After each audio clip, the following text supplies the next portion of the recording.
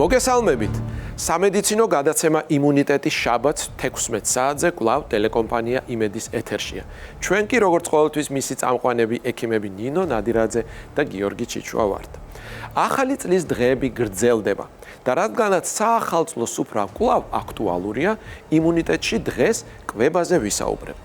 სადღესასწაულო სუფრაზე მირთმეული მაღალკალორიული, ცხიმიანი, ტკბილი, ცხარე საკვები და ალკოჰოლი ნეგატიურ გავლენას ახდენს ჯანმრთელობაზე. ზოგჯერ ჩვენი ტრადიციული კერძები პრობლემებს უქმნის იმ ადამიანებს, რომლებსაც კუჭ-ნაწლავისა თუ სხვა სახის ქრონიკული დაავადებები აწუხებთ.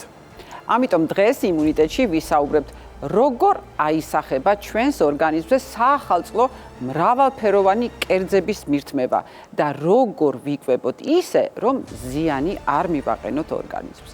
მიიღებთ რჩევებს ენდოკრინოლოგებისგან, როგორ შევადგინოთ რაციონი ახალი წლის დღეების შემდეგ.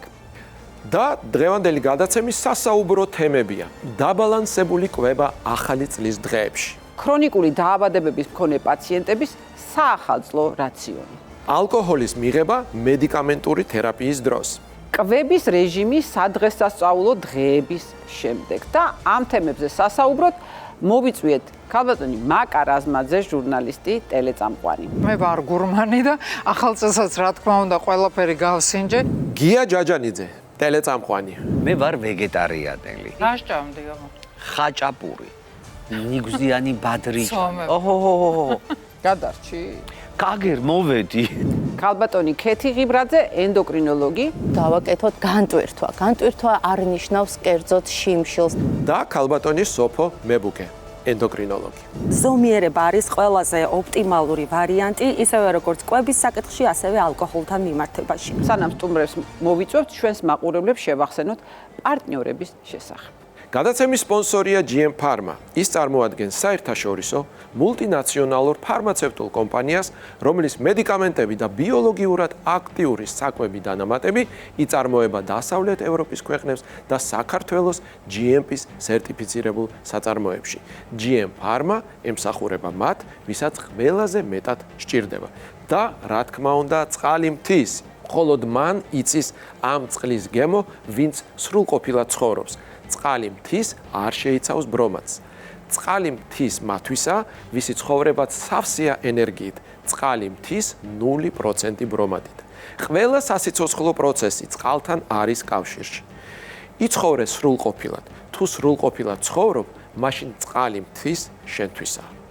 და რა თქმა უნდა, ჩვენი გადაცემის პარტნიორია ჯავრიშვილის კლინიკა ოფთალმიჯი. კატარაქტის მკურნალობაში ოფთალმიჯი იყენებს მხოლოდ ამერიკული კომპანია ალკონის პრემიუმ ხარისხის და ძვირადღირებულ ბროლებს. კლინიკის გადაწყვეტილებით ალკონის ბროლები გამოიყენება საყოველთაო დაზღვევის ფარგლებში, პაციენტებისთვის დამატებითი გადასახადის გარეშე. და ჩვენი სტუმრები არიან ცნობილი ტელეწამყვანები, ქალბატონი მაკა რაზმაძე და გია ჯაჯანიძე. გთხოვთ სტუდიაში. მაკა, ვერ ვიტყოდი რომ ახალ წელს იცევთი. აშკარად გია, შენც არ გიკვები ეტყობა თუ ბალახულახით როგორ. გილოცავთ. მე გილოცავთ. ამბავს. დატვირთულები ვართ საკვებით, საახალწლო კერძებით, მაგრამ ძალიან მნიშვნელოვანია წყალი. კი, ალბათ დამეტანხმებით. დიდი მადლობა. გია, რამდენი ლიტრი წყალს მიირთმევ დღეში? დაახლოებით. ალბათ 3-ს. ზამთრის პერიოდში. ზამთრის პერიოდში. ზაფხულში? შეიძლება ითქვას იგივეს. წყალი მიყვარს ძალიან. ოღონდ არასოდეს წყალს არ ვსვავ ჭამის დროს. ჩემსავით ყოფილხარ ჩემო გია, იმიტომ რომ მეც არც გაზიან სასმელებს მივირთმევ, არც მინერალურ სასმელებს მივირთმევ, ალკოჰოლსაც არ ვეტანები და წყალი მიყვარს, წყალი. მე ალკოჰოლის გარდა ყველაფერს ჩამოთვლის სვა. წყალსაც და მინერალურსაც ძალიან კარგად. ქალბატონო მაკა, დადგა დღესასწაული. შემოაბიჯა 2025 წელმა. იმედს ვიტოვებთ, რომ ეს იქნება ძალიან კარგი წელი და ყველა ოჯახში მოიტანს მშვიდეს, სიხარულს და ბედნიერებას. როგორ ემზადებოდით ახალი წლისთვის? გიყვართ ახალი წელი? გიჟდები ახალ წელზე. თქვენს გონებაში რა ხდება? კი, გიჟდები ძალიან მიყვარს. აი ბავშვები დღემდე მაქვს შემორჩენელი ახალი წლის სიყვარული და სხვათა შორის ახალი წლის აი წუთებზე მეტად მიყვარს მზადების პროცესი. რო დადიხარ რაღაცებს არჩევ, იქ რაღაცას ყიდულობ, სხვებისთვის საჩუქრებს ამზადებ და ასე შემდეგ. აი ეს არის ჩემთვის ძალიან სასიამოვნო მომენტი. და ნუ მე რა თქმა უნდა ის საკვები, ყოველთვის ტრადიცია მაქვს, ყოველთვის ვაკეთებ ხოლმე, ეს სხვა რო არაფერი გავაკეთო, საცივი აუცილებლად უნდა გავაკეთო მე თვითონ და გოზინაყი.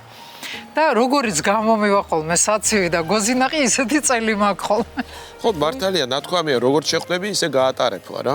კი. რა ვიცი, მე მასე ვერ ვიტყოდი. ყოფილა ახალი წლები, რომ რაღაცა არ შევხედვილ ვარ კარგად, მაგრამ კარგი წელი ყოფილა, ან პირიქით. ნუ მიყურებ ხოლმე ესე კრიტიკის თვალით.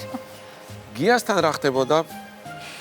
ახალ წელს. გიასთან ეს ბოლო პერიოდი ძალიან უცნაური რამე ხდება. საერთოდ არა ვარ გურმანი. ოღონდ ახალ წლებზე ხდებოდა ესეთი რამ. ერთი 20 კაცი, რომელმაც მომიპატიშა მეკვლეთ და მთელი ღამე დავდიოდი. დავდიოდი და ვჭამდი. მე ვარ ვეგეტარიანელი. საცივი, გოჭი, ქათამი და ასე შემდეგ არაფერი. გასჭამდი აბა. ხაჭაპური. ნიგზიანი ბადრიჯანი. ცომები. ოჰო. და მე მაქვს დიაბეტი. და გავთამამდი, აი თითქოს საჩუქარი გაუკეთე ჩემ თავს, ოღონდ იმდენი ნამცხვარი ვჭამე. გადარჩი? კაგერ მოვედი გადარჩენილი. აი კიდევ ერთხელ დასტური რომ წელიწადში ერთხელ ყველაფერი შეიძლება. და იმ ოჯახებში როგორ წარიმართა ამბები, სადაც ფეხი შედგა. ამ ოჯახებში დავდივარ და კარგი ფეხი რო არ მქონეს, ხო არ დამპატიჟებდნენ თან, ყველას გავაგებინე რომ საერთოდ მეკვლე როგორც მოდის სავსე გულით, აი ესე უნდა გააბედნიერო და კარგი საჩუქარი უნდა აჩუქო. მე დარწმუნებული ვარ. გია, შენ ისეთი, აი, კეთილშობილი ადამიანი ხარ, შენგან მხოლოდ და მხოლოდ პოზიტივი მოდის, რომ არ შეიძლება რომ სხვა ემოცია და სხვა მუხტი შეიტანო ოჯახში. ასე რომ იმდენად მინდა ადამიანები რომ კარგად იყვნენ, რა ჯობია იმას რომ შემხვდები და ბედნიერი ხარ. სამზარეულოში თუ გიყვარს ფუსფუსი. საოცრად. ვაკეთებ არაჩვეულებრივ კერძებს. შემეძლო გამეკეთები, აი თევზის შემეწვა და ზემოდან ძალიან თხლად თაფლი მომესხა. გადის წლები და ტკბილ ცხარეს соуსი შემოდის. ანუ მიყვარს უცნაური საჭმელები, აი შემწვარი ბოლოკი. და რა ზეწვა ამ ბოლოკს? რანაირად? აი ჩვეულებრივად დაჭრი, როგორც ყაბახს ჭრი, ისე ჭრი ბოლოკს უფრო თხლად და წვავ ზეითუნის ზეთში ან კარაქში. ვაიმე, ისეთი გემო აქვს, აი ვერ წარმოიდგენთ. არ ვარ გურმანიო და ყოფილა გურმანი. მაკა წელს თუ დაარღვი, ასე ვთქვათ, კვებითი ნორმები და რა გააკეთე იმისთვის, რომ მალევე ჩამდგარიყავი ფორმაში. გია ჯაჯანიძე ხა რო ყვება თან უსმენ და ეს არის ჯადოქარი ადამიანი. იცით რომ საშინელი წონა ავკრიფი, ანუ მთელი ცხოვრება ვიყავი მაქსიმუმ 52 კილო, მთელი ცხოვრება. და რაღაც 10 წელი არის სულ დავიწყე მატება და ისეთი მატება დავიწყე რომ აღარ გავჩერდი და ნუ მოკლედ გავედი სადღაც საშინე არციფს არ ვიტყვი. სადამდე და მინდოდა გახტომა ძალიან რა არ ვცადე რა, ერთ ამბავში ვიყავი. მოკლედ ყველაფერი ვცადე რაც არსებობდა დედამიწაზე. და მე და გიას ხედვართ ჩვენი ოთახები გვერდი არის და გიას ვეუბნები. გია რაღაცა მიშველე მეთქი რომ გავხდეთკო. ესე მიყურებს და დღეს წადი სახლში, იფიქრე გახტომაზე, დაიძინე და ხვალიდან გახდებიო. გამეცინა და წამოვედი. ცოტა ხანში დავიქელი 21 კილო. დაიმე გია შენთან ახლა დიდი დადგება. რა არისო ესე, ხო სწორს ყვევია. შემოვიდა. მართლა ესე იყო. შემოვიდა. ნუ კომპლიმენტი უთხარი და მითხრა რომ აიო, შენ რომ მითხარი იმის შემდეგ ვარ ასე. ოღონდ ყველაზე რთული, ეხლა ჯერ კიდე 15 კილო მჭირდება, ასე რომ ჯერ გაჩერებული. კიდე 10 ჩემზე იყო. სახალხოდ მომეცი პირობა ეხლა. 10 ჩემზე იყოს, მაგრამ 5 შენ თვითონ ახლოს. ცოტაც მე იყო. მაგრამ ეხლა არის შენარჩუნება ყველაზე რთული. რამდენი კილოგრამი დაიკელი და რა პერიოდში? სადღაც 2 თვე ნახევარში უკვე მქონდა 17 კილო კლება და მერე უკვე 1 თვეში, ანუ ეხლა მაქვს 21 კილო საბოლოო შედეგი. და მაყურებელს რო ვუთხრათ, აი ის კვების რაციონი და რეჟიმი, რასაც შენ აკეთებდი, ხომ არ იყო ეს რაღაცა თქვა ჯანმრთელობასთან შეუთავსებელი. ამის შემდეგ ხომ არ იგზენი თავით სუდად. ანუ შენი მდგომარეობა ამ დროს რას გრძნობდი, აი შიმშილის გზნობა რო გიჩნდებოდა, რას აკეთებდი ამ დროს. აი მთელი ყველაფერი რაც აი ამ 21 კილოგრამის დაკლების დროს კი, მოხდა. პირველი რასაც ვეტყვი, რომ არის ყველანაირი დიეტა ძალიან დიდი სისულელე. იმიტომ რომ ყველაფერი მაქვს ნაცადი, რაც დედამიწაზე არსებობს. და აი მართლა ორმაგს იმატებ. მეგონა რომ ისე ამბობდნენ ამას. მართლა ესეა.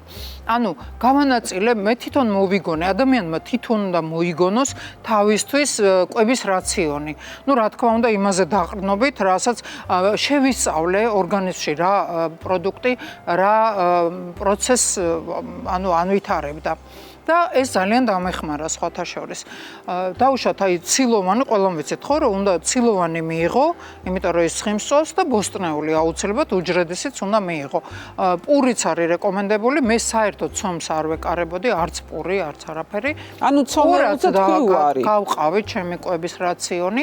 ერთი როცა ვიღვიძებდი, აი სანამ სახლიდან გავიდოდი, მკაცრად არ მქონდა განსაზღვრული, რომ ნუ ზუსტად ერთ და იგივე დროს არის ძალიან კარგი, მაგრამ მე ესე არ ვაკეთებდი.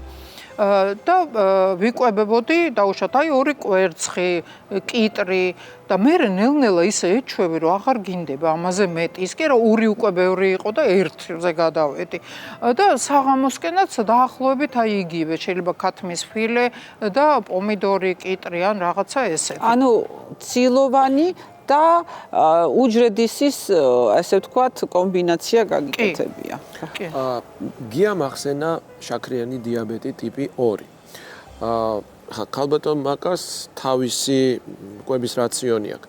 შენ შემთხვევაში არის თუ არა შეთანხმებული ენდოკრინოლოგთან შენი კვების რაციონი? ადრე ვიყავი, მერე უკვე მივიღე, აი ეს ჩემი დაავადება მივიღე, შევიყვარე, პატივი ვეცი და ვიკვებები 4 საათში ერთხელ. ერთადერთი რაც ვისწავლე, გამიჭირდა, მაგრამ აი ზედმიწევნით ვისწავლე, ეს არის კვებათა შორის შუალედში არაფერს არ ვღებულობ. არა ხილი, არა მზესუმზირა, არა, აი ეს მკაცრე პირობა არის აუცილებელი. ოღონდ ძალიან მივეჩვი, აი არაფერი. თუ დაუშვათ წამიცთა და შევჭამე ნამცხვარი, აი მერე შეიძლება აღარ ვივახშმო. ანუ აბალანსებს სხვა. ვაბალანსებ. აი იმიტომ თქვი, რომ აი არა ვარ გურმანი. კია, ჩემგან განსხვავებით, მე ვარ გურმანი და ახალ წელსაც რა თქმა უნდა ყველაფერი გავსინჯე, ცოტ-ცოტ, ანუ მე უკვე აკლებ დოზებსაც და იმდენად აღარ გაწუხებს, რომ აი მე მეტი გინდა თუ არ გინდება და მე უკვე აი ბალანსზე აუცილებლად უნდა ვთქვა, არ ვიცი ხა ვინც მიმართავს დაუშვათ ასეთ მეთოდს, თუ დაუშვათ ერთხელ დაარღვევ, მე 2 დღე აუცილებლად განტვირთვას ვაკეთებ, რომ დავაბალანსო ის დარღვევა. იმიტომ რომ აი დავარღვე და მე რა მოხდა, ესე არ არის. აუცილებლად იმას უნდა შემდეგ დაბალანსება და გაქრობა. ანუ აქედან შეიძლება გამოვიტანოთ ის დასკვნა, რომ ნებისმიერ დაავადებასთან შესაძლებელია დამეგობრება. თავარია მე არ გავაბრაზოთ, რომ მე მან ზიანი არ მიაყენოს ჩვენს ორგანიზმს. გეწყვით ჩემი ხასიათიდან გამომდინარე, ვარ ძალიან პასუხისმგებლიანი და მაქვს საოცარი რიდი. 2 პროფესია, ეს არის მასწავლებელი და ექიმი, რომელიც შემთვის არის აი ყველაფერი. ექიმი რომ მეუბნება, იმდენად მერიდება, ხო არ მხედავს და სად შევამჩნიე? აი შაქარი, ნუ გადავედი ინსულინზე, წავედი აჭარული ხაჭაპური საჭმელად და კარებში შემხვდა ჩემი ექიმი. აი რო ავეკარი კედელზე და ვაიმე ვფიქრობ, დედა რა ვქნა ეხლა და მოვიდა. მეორედ აღარ გაბედო. ამყვა იმ შიში. ანუ მე ესეც მშველის. მაგას ქვია სინდის ნამუსი. სინდოი მქონია. მქონია.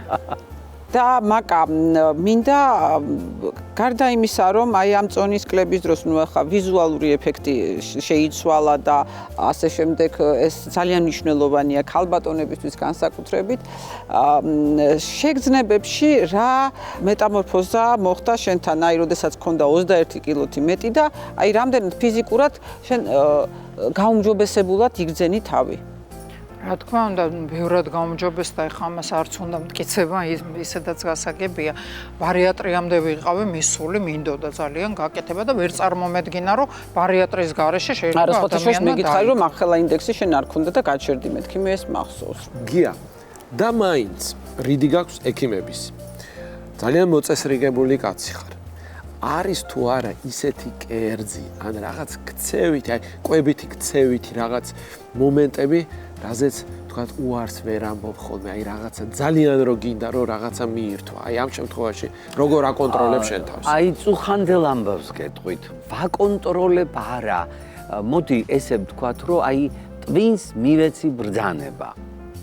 აი გუშინდელ ამბავს გეტყვით. მივდივარ დედაჩემს ურეკავ, ვეუბნები რა გვაქვს საჭმელი, ძალიან მიყვარს სუპები, შემწვარი კარტოფილი და აი რო დავკიდე ყურმილი, მომინდა ბაჟე. არ დამეზარა გვიანი იყო. ქვასანაყით დავნაყე ნიგოზი. შენ ყოფილხარ გურმანი, აი შეხედე ხარ. არა, მე გურმანი არ ვარ. შეჭრას დამეზარება. მარამეს გეუბნებით. ნახეთ, აი ეხლა შემოსვლამდე ვამბობდი, რომ ჩვენ ეხლა ვართ ბაბილონის გოდოლთან, იმიტომ რომ ერთმანეთის არ გვესმის. ნახე, არ ვარ გურმანი. აი მომინდა წელიწადში ერთხელ მომინდა და რატო იყავი? უკვე მე რამდენი მომინდა თქვა და რა გურმანი მეტი კი არაფერია, რომ მოგინდება რაღაცა გემრიელი და ამ გადაცემის შემდეგ ვამბობ, მე ვარ გურმანი და გავაკეთე ბაჟე და ვჭამე. ერთი რამე მინდა რომ გითხრათ, აი ექიმის პატივისცემასთან დაკავშირებით. ერთადერთი ადამიანი. აი ჩემი ჯანმრთელობა, ჩემი იმედი. ნინა კუცა. აი მე რა გითხარი შენ? არა მარტო შენი ძალიან ბევრი ჩვენთაგან ნახე მე ჩემზე აი ნამდვილად. ოღონ გულწრფელად აი ყოფილა რომ სუდად ნინა გვიშველე. სუდად გამختار ღამეა და აი გათენდება თუ არა თან რატომ აქ ერთ და იგივე ფიქრები მაქვს გეხვეწები მოვალ და დავწვევი სავადმყოფოში შეიძლება თენდება და რატო არ წვევი არას? კარგად ვარ ჩემი იმედი ღმერთმა ნუ მოგიშალოს და არც დაგჭირვებოდეთ არასდროს. რო არ ეზარება და ყველას პასუხებს რო გცემს. ყველას რო გაეხმარება, მართლა უცნობს, ნაცნობს, აი ეხა ამის ართქმა არ შეიძლება, იმიტომ რომ ნამდვილად მადლობა დიდი ასეთი სიტყვებისთვის, მართლა ყველას უხარია ხო თბილი სიტყვა. გულით მიხარია მაკა რომ ასეთი შედეგი დადე და ძალიან ბევრი ჩვენი მაყურებლისთვის ეს იქნება იმისი მაგალითი და ნიმუში თუ როგორ შეიძლება კვების ელემენტარულად მოწესრიგებით და არა შიმშილობით არანაირი შიმშილობით აი ესე პირველი 10 დღე არის რთული აი ეგ შემეძლია ვთქვა სანამ შეაჩევ შენს ორგანიზმს სანამ გადააწყობ აი ეს ცოტა რთულად გავიარე პირადად მე მაგრამ მე აი ძალიან გშველის შესწავლა ამ ყველაფერს თავის დროზე სიგარეტს ესე დავანებე თავი 1-40 წლის წინ ესე შევისწავლე რა ხდებოდა ჩვენს ორგანიზმში ამ დროს შეშინდი და როგორ უნდა მოვერიოთ ამას და მე მოვერიე გიაზე რა მინდა ვთქვა რომ ის რომ სწორად იკვებები ის რომ სწორად ცხოვრობ ძალიან ხშირად ეს ისახება ადამიანის გარეგნობაზე კანზე ფერზე სტრუქტურაზე და გია მაპატია რომ ასაკს გახსენებ მაგრამ რეალურად შენ ასაკთან შედარებით არაჩვეულურად გამოიყურები. ნაოჭი არა აქვს. ანუ მიხვდი ყოველთვის კარგი ფერი და მართალი გითხრა მე არასოდეს არ მინახი ხარ იმედის ასე ვთქვათ კულვარებში რომ ხელში რამე გჭეროდეს და იკვებებოდი. არასოდეს არ მინახია. ყველა მინახავს შენ ხელში არასოდეს და ამიტომ ჯერა რომ ამბობ რომ არასოდეს არ ვისუსნები და ნამდვილად რეგულარულად აი რაღაც იმ ჯერადი კვებით და ჩამთელი კვებით ახერხებ იმას რომ არ არის მარტივი დაავადება ხო შაქრიანი დიაბეტი, მეორე ტიპის საკმაოდ რთული დაავადება და შენში ამ დაავადებამ ვერანაირი განვითარება ვერ პოვა, ასე ვთქვათ, დააკონსერვე, დამეგობდი იმითი, რომ მას პატივი ეცი, სწორი ცხოვრების წესით, ჯანსაღი კვებით და რაც მთავარია, უბოროტო გულით. ისე მიყვარს სიცოცხლე, რომ ყველაფერი შემაცვლებინა. ანუ ბევრი რამე დავთმე, იგივე სიგარეტი, მეც და რა ვიცი, აი ესე ვცხოვრობ და ერთი რამე მინდა კიდე რომ ვთქვა ახლა მატრაბახეთ ცოტა. ნიტრაბახე რამდენიც არასოდეს არ მივმართავ კოსმეტოლოგიურ საშუალებებს. მოკლედ, თქვენთან საუბარს არაფერი ჯობს, ვისაუბრებდით დილამდე, მაგრამ ტელევიზიას თავისი კანონები აქვს და რეკლამაზე გასვლის დრო მოვიდა. კიდევ ერთხელ გილოცავთ ახალ წელს, ძალიან გაგვახარეთ, რომ დღეს იყავით ჩვენი სტუმრები და იყოს ბედნიერი ეს წელი. რაც თავარია, ისურვებთ ჯანმრთელობას და სწორკვებას. მე გილოცავთ და სულ ბედნიერად იყავით, გაიხარეთ. მადლობა აქ მოსვლისთვის. იმუნიტეტში რეკლამის დროა, რეკლამის შემდეგ შემოგვიერთდებიან ენდოკრინოლოგები სოფო მებუკე და ქეთი ხიბრაძე, რომლებისგანაც კვებასთან დაკავშირებულ ძალიან საინტერესო რჩევებს მივიღებთ. რეკლამა. იმუნიტეტი რეკლამის შემდეგ იმედის ეთერში დაბრუნდა. საუბრობთ როგორ ვიკვებოთ სადღესასწაულო დღეებში ჯანმრთელობისთვის ზიანის მიყენების გარეშე. სანამ სტუმრებს მოვიწვევთ, შეგახსენებთ ჩვენი პარტნიორების შესახებ.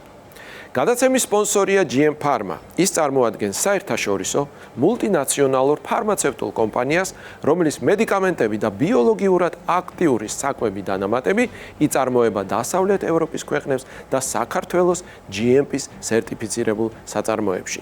GM Pharma ემსახურება მათ, ვისაც ყველაზე მეტად სჭირდება. და რა თქმა უნდა, წყალი მთის. მხოლოდ მან იცის ამ წყლის გემო, ვინც სრულყოფილად ცხოვრობს. წყალი მთის არ შეიცავს ბრომატს. წყალი მთის მათვისა, ვისი ცხოვრებაც სავსეა ენერგიით.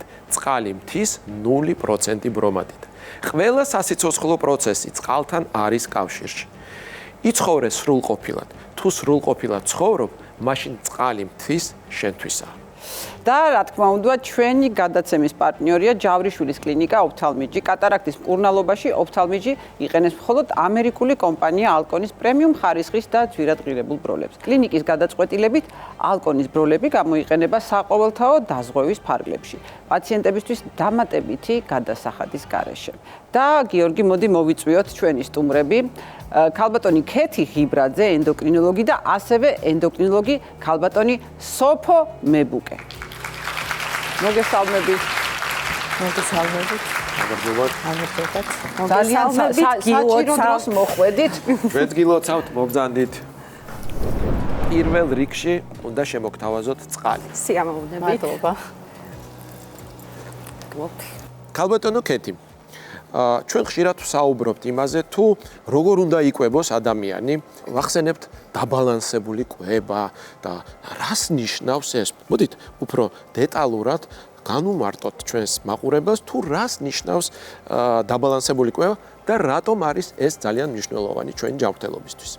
მოგესალმებით კიდევ ერთხელ. დაბალანსებული კვება არის სწორი, რაციონალური, ჯერადობრივი კვება, რომელიც მოიცავს როგორც ცილებს, ცხიმებს, ნახშირწყლებს, ხილს, ანუ კერძოდ ფრუქტოზას, ლაქტოზას და ასევე მრავალი რაოდენობით მიღებას ბოსტნეულის. და გიორგი, ახლა ჩვენ მოვიწვიეთ ორი ესეთი ძალიან მაღალი პროფესიონალი თავისი საქმის ენდოკრინოლოგიის მიმართულებით და ვცდილობთ, რომ მათ ავახსნევიოთ მაყურებლისთვის, რომ შესაძლებელია ახალ წელს ადამიანმა იკვებოს სწორად. როგორ ფიქრობ, შენ რამდენად არის ეს შესაძლებელი? მოდი ასე ვთქვათ, ალბათ ამის ასე ვთქვათ, მტკიცება ცოტა გაუჭირდებათ. და მოდი მაშინ იცი როგორ შენ ქართული სუფრის მოყვარულები როგორც მე აი წარმოუდგენელია ხა ჩემთვის როგორ უნდა დამაჯერონ რომ სადღესასწაულო სუფრა უნდა იყოს დაბალანსებული და ზომიერი და დავიცვათ ეს ყველაფერი. მაშინ გთხოვთ. მაშინ იცი რა არის გიორგი, მე ასე წავიყვანდი დღევანდელ გადაცემას. მე ხო იცი სიმართლის მოყვარული ადამიანი ვარ და ის ტრაფარეტული ფრაზები, როდესაც რაღაცა ისმის, რომ არ არსებული და შეუსრულებელ მისიას რომ უხსნი მაყურებელს, შეიძლება გადართოს და არ მოусმინოს. ამიტომ ჩვენ სტუმრებს რა ვთხოვოთ? ვთხოვოთ რომ დავეხმაროთ მაყურებლებს, როგორ გადავრჩეთ იმ მძიმე კვებითი, ასე ვთქვათ, შტურმისგან, რომელიც მათ გამოიარეს ახალ წელს. ძირითადად ყველაზე მნიშვნელოვანია, რომ დავიცვათ კვებითი ბალანსი. დღის რეჟიმი, მომდევნო დღის, ანუ ესეთი შეტევის მეორე დღე გადავანაწილოთ, მეორე დღეს გავაკეთოთ ეგრეთ წოდებული განტვირთვა. განტვირთვა არ ნიშნავს კერძოდ შიმშილს და აკრძალვას, რომ საერთოდ არაფერი არ მივირთვათ. კვება ჯობია რომ გადავანაწილოთ სამ ძირითად კვებას, საუზმე, სადილი, ვახშამი და ვახშამი იყოს რა თქმა უნდა მსუბუქი. არა უგვიანეს დაძინებამდე 3-4 საათით ადრე მივირთვათ ვახშამი. რა თქმა უნდა რთულია აკრძალოს საერთოდ ყველაფერი და წინა დღეს გემრიელი კალორიებზე სრულიად თქვა უარი, მაგრამ ამ ძირითადი კვება უნდა იყოს სადილზე, კერძოდ იგივე საცივი თუ კიდევ გვექნება სურვილი, რომ მივირთვათ, ჯობია რომ მივიღოთ ძირითადი კვების დროს. საუზმეს შესაძლებელია მივიღოთ უფრო მეტად ნოყიერი, შემდეგ სადილი და ვახშამი იყოს მსუბუქი.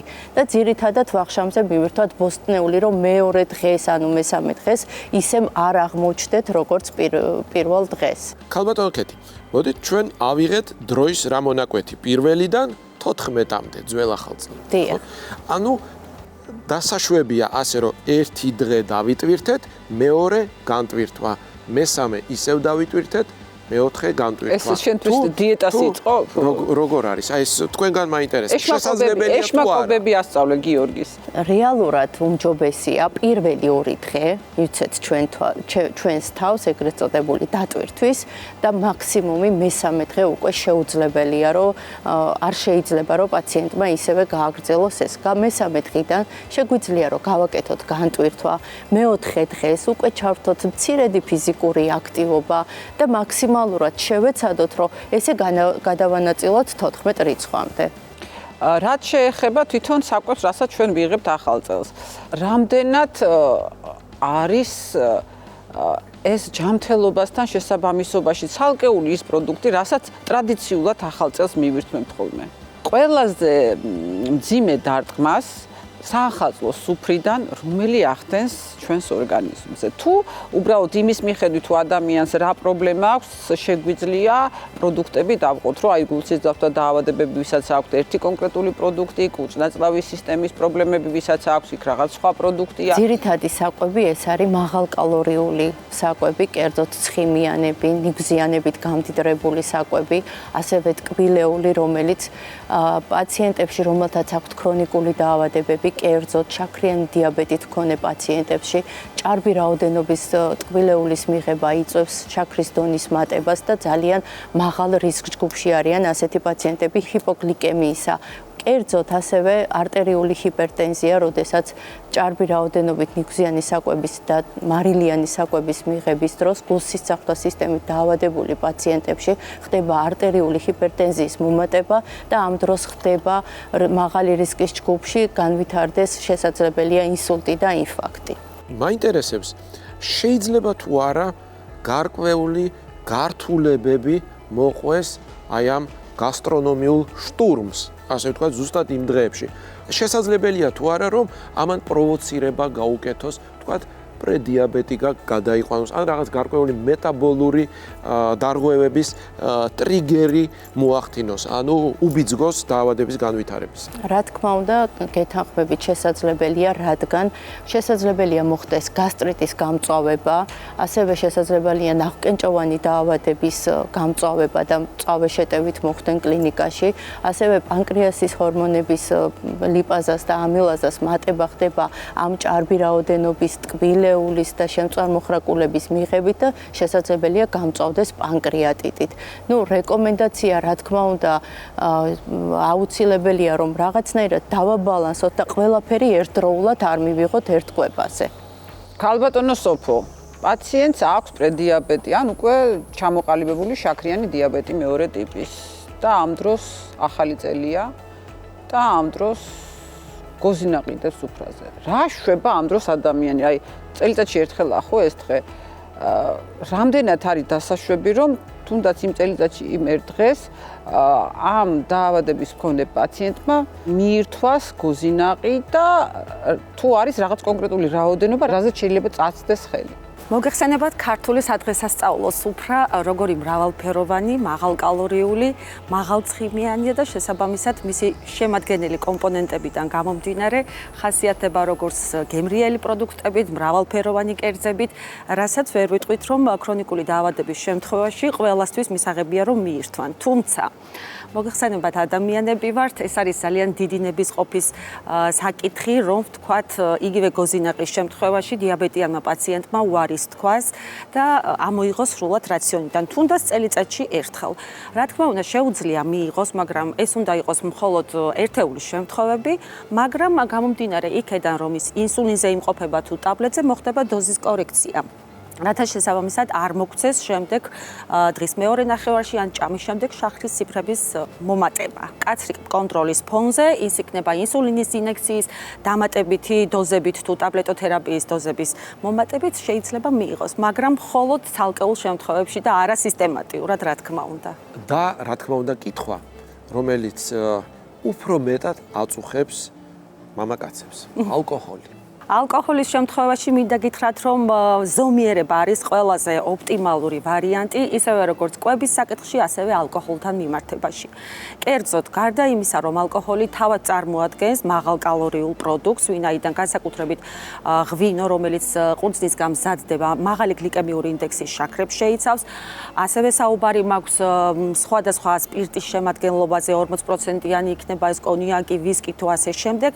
და რაც ყველაზე მთავარია, იგი ახდენს შემაკავებელ გავლენას მადის ცენტრზე, შესაბამისად ჩვენ უფრო მეტს მივირთმევთ, ვიდრე რეალურად დავნაყრდებოდით ალკოჰოლის არ მიღების შემთხვევაში. ასევე ცალკე კატეგორიად უნდა განვიხილოთ ალკოჰოლის უარყოფითი ზეგავლენა კუჭის წვენი სეკრეციაზე, რაც ასევე პირდაპირ პროპორციულად მადის მომატებასთან ასოცირდება. გასტრიტების, წყლოვანი დაავადების შემთხვევაში, რა თქმა უნდა, უარყოფით ზეგავლენას ახდენს და შეიძლება წყლოვანი სისხლდენაც კი გამოიწვიოს. ასე რომ ზომიერება არის ყველაზე ოქროს სტანდარტი, ესე ვთქვათ, ოქროს შუალედი, როგორც საკვებთან მიმართებაში, ასევე ალკოჰოლის შემთხვევაშიც. მაინტერესებს ესეთი კითხვა. პირადად თქვენ ახალ წელს, აი რომელ კერძს ანიჭებთ უპირატესობას? რა თქმა უნდა, ჩვენი ტრადიციიდან გამომდინარე საცივი, აპრიორი. ახლა გადავიდეთ ბავშვებზე. ამ შემთხვევაში როგორ ვიქცევით? იმიტომ რომ მიდის სამზადისი, ტკბილეულია, ძალიან ბევრი, შოკოლადი, კამფეტები, ხილი. ამ შემთხვევაში როგორ გავაკონტროლოთ პატარები? პატარების გაკონტროლება განსაკუთრებით რთულია ამ პერიოდში, მესმის, ეს ბუნებრივიც არის, მაგრამ ყოველთვის უნდა ვეცადოთ, რომ ბავშვმა არ მიიღოს ტკბილეული დანაყრების მიზნით. ანუ ჯერ აუცილებლად უნდა იყოს ძირითადი კვება, ეს იქნება კერძის სახით, ხოლო ტკბილეული უნდა მიირთვას როგორც დესერტი და არა ვთქვათ დანაყრების საშუალება.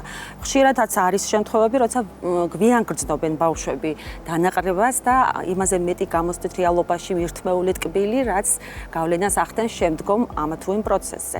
ასე რომ დასარეგულირება. მე მქონდა ამის გამოცდილება, ბაია პატარა იყო და უამრავი რაოდენობით კამფეტს ჭამდა, ზემოდან აყოლებდა ტკბილ გაზიან სასმელს და შევატყე, რომ მასწავლებელმა დამირეკა წყალზეო ხშირად ითხოვსო გაკვეთილზეო. მეც სახში შევატყე, რომ ხშირად სვამს წყალს, არ იქა გაუზომე შაქრის მაჩვენებლები და ნამდვილად ზედაზღვარზე იყო. ისეთი განგაში ჩავთე და თვითონაც ისე დაფრთხა, რომ ამის შემდეგ მაქსიმალურად აი პატარა 7 წლის იყო თუ 8 წლის მაშინ აი ძალიან აკონტროლებს, რომ ტკბილისკენ ზედმეტად ხელი არ გაცეს. ძალიან უყვარს, მაგრამ აი ძალიან აკონტროლებს და სხვათა შორის თავადაც რომ პატარა ყავს ახლა სახში, ის შიში დღემდე აქვს გამოყოლილი. და ბავშვთანაც ცდილობს რომ ნაკლები რაოდენობის ტკბილეული მოიტანოს რომ არ თვალი ხარბია ხო ბავშვს შეხედავს მოწონს და ამიტომ ცდილობთ რომ აი ეს ცდუნებისგან შორს გვყავდეს. ქალბატონო ქეთი, ჩვენ ვსაუბრობთ დაბალანსებულ კვებაზე, მაგრამ გვინდა არ გვინდა მაინც რაღაც გარკვეულ კალორიას მაინც ვღებულობთ და არსებობს იმის რისკი, რომ წონაშიც მოვიმატოთ. კალორიაჟი როგორ გადავანაწილოთ? კალორიაჟი, რა თქმა უნდა გადავანაწილოთ დღის პირველ ნახევარში, რომ გული არ დაგვწყდეს იმ საკვების საერთოდ არ მიღებაზე და საღამოს მივირთვათ მსუბუქად. ანუ თუ დაუშვათ შეგვიძლია რომ რაღაცა ის გოზინაყი, დესერტი, ყველაფერი ერთად გვინდა რომ მივირთვათ, შევინახოთ საღამოს და მეორე დღეს დილით მივირთვათ. სხვათა შორის ესეც ჩემი ცხოვრების სტილია, საღამოს არ ვჭამ არაფერს. იმდენი წელია მე ასე ვცხოვრობ, რომ როცა მიეჩვევი უკვე მე ერთხელ ან ორჯერ როცა მომიწია, რომ სადღაც საღამოს საკვები მიმერთვა, ისე მძიმედ გადავიტან და ისეთი დისკომფორტი მქონდა და მთელი ღამე არ მეძინა ვბორგავდი, რომ მე უკვე მეორეჯერ აღარ მოგინდება, რომ ისევ საღამოს რამე მიირთვა. გამოიმუშავა ორგანიზმმა. რამდენად გამართლებულია დამხმარე საშუალებების მიღება ასე სხვადასხვა ფერმენტებს გულისხმობ. ფერმენტებს გულისხმობ ამ შემთხვევაში. რა თქმა უნდა. რამდენად მიზანშეწონილი? ამ შემთხვევაში ნამდვილად პირდაპირ ჩვენებაც არის, როდესაც გადაჭარბებული კვების რაციონი გვაქვს, ადეკვატურად რომ იმუშაოს აღნიშნულმა ორგანოებმა, მივეხმაროთ ესეთი პრეპარატებით, რა თქმა უნდა, ეს დადებითი იქნება, პირიქით ჩვენებაც არის პირდაპირ. ფერმენტული პრეპარატების მიშველება სახელებს ვერ დავასახელებთ, არ გვაქვს უფლება, ძალიან ესეთი შვება ყოფილა, ესე იგი ამ დროს.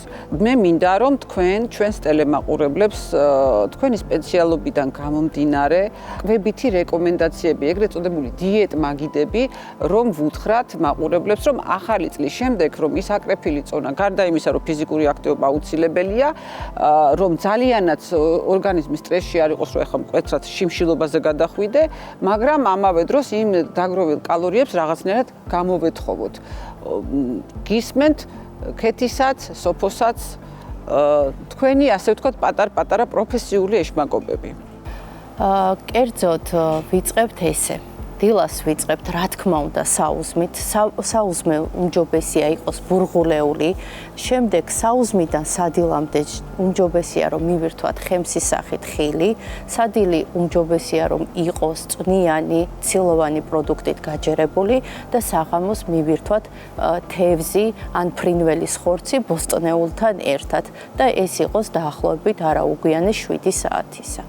და ასევე აღნიშნულ რეკომენდაციებს დავამატებდი ყოველი ძირითადი კვების წინ ერთი მოზრდილი ჭიქა წყლის დალევას, რომელიც გარკვეულწილად სისავსის შეგრძნებას იწვევს და რეალურადაც შედარებით ნაკლებს მიირთმევს ესეთ დროს პაციენტი, ვიდრე ვთქვათ წყლის არ დალევის შემთხვევაში. ასევე აჩქარებს მეტაბოლიზმს გარკვეულწილად კუჭნაწლავის სისტემის მოქმედებას და აქვე მინდა დავამატო, რომ სასურველია გაკეთდეს ის ანალიზები, ის ჰორმონალური კვლევები, რომლებიც პირდაპირ მარეგულირებელი და პასუხისგებელი არიან ნივთიერებათა ცვლაზე, მეტაბოლიზმზე, ასევე ძილის რეჟიმის მოწესრიგებაც, რადგანაც კავშირში არის გამართულ მეტაბოლიზმთან. სამი ძირითადი კვება, რაც ქალბატონმა ქეთი მახსენა, შემცირებული რაციონი, პორციები, ანუ ჯერადობრივი კვება, შუალედებში წახემსების სახით და დღის მეორე ნახევარში განსაკუთრებით დაბალკალორიული პროდუქტების მიღებით. აქცენტი უნდა გაკეთდეს დღის პირველ ნახევარზე ძირითადი კვების მირთმევის სახით. ძალიან მოდაშია ეგრეთ წოდებული განტვირთვის დღეების, რამდენად არის გამართლებული სამედიცინო თვალსაზრისით ასეთი განტვირთვის დღეები. ის, რაც ორგანიზმისთვის არის არაფიზიოლოგიური და ძალდატანებითი, ვერ იქნება ნამდვილად გამართლებული სუფთა სამედიცინო კუთხიდან გამომდინარე. თუმცა, რა თქმა უნდა, აღენიშნებათ რამდენი კილოგრამი წონის კლების დინამიკას ესეთ შემთხვევაში, მაგრამ ეს არის აბსოლუტურად ჩვეულებრივი მოვლენა, ვინაიდან კალორიაჟი შემცირებულია, მონოდიეტის სახით ღებულობენ მხოლოდ ერთი სახის პროდუქტს და შესაბამისად გვაქვს მეორე მესამე დღეს წონის კლების დინამიკა. ნამდვილად არ არის მოწოდებული, თუმცა ესეთი გადატვირთული დიეტ რაციონის შემდეგ 1 და 2 დღე შესაძლებელია, მაგრამ ამას არ უნდა ქონდეს სისტემატიური და მრავალჯერადი ხასიათი. ვაგრძელებ ალკოჰოლის თემა. ვაიმე გიორგი, ვერ დაგაწყნარებს ბევრი ადამიანი იმ პერიოდში ღებულობს მედიკამენტებს. ყველაზე მეტი ზარი პაციენტებისგან ამ დროს ქალბატონინო, წნევის წამალთან ერთად შეიძლება ღვინო დავლიო? აი, ამ შემთხვევაში როგორ ვიქცევით? ნამდვილად წინააღმდეგ ჩვენება არის სამედიცინო თვალსაზრისით ნებისმიერი სახის მედიკამენტის მიღება ალკოჰოლის მიღების ფონზე. ასე რომ აქ ნამდვილად ცალსახად სხვა მოსაზრება არ გამაჩნია. ჩვენ რომ აუხსნათ ჩვენს მაყურებელს რატომ მექანიზმი ვთქვათ იგივე სედატიური პრეპარატების აძლიერებს ეფექტს, რა თქმა უნდა, იგივე ნერვულ სისტემაზე მოქმედი პრეპარატების სედაციური ეფექტი ზოგჯერ ძილიანობის მხრივაც ვლინდება ეს გაძლიერებული. თუმცა ანტიჰიპერტენზიული საშუალებების მიღება ამ დროს აუცილებელია, იმიტომ რომ თუ ვთქვათ მიიღე ალკოჰოლი და ამ დროს თქვენმა წნევის მაჩვენებელმა მიაღწია რაღაც კონკრეტულ ციფრებს, ამ დროს აუცილებელიც არის ანტიჰიპერტენზიული მკურნალობის დაწყება და იმ წამსვე შეჩერება ალკოჰოლის მიღების. ძალიან ხშირია ასევე ქალბატონო კეთი დამეთანხმებით ალერგიული რეაქციები.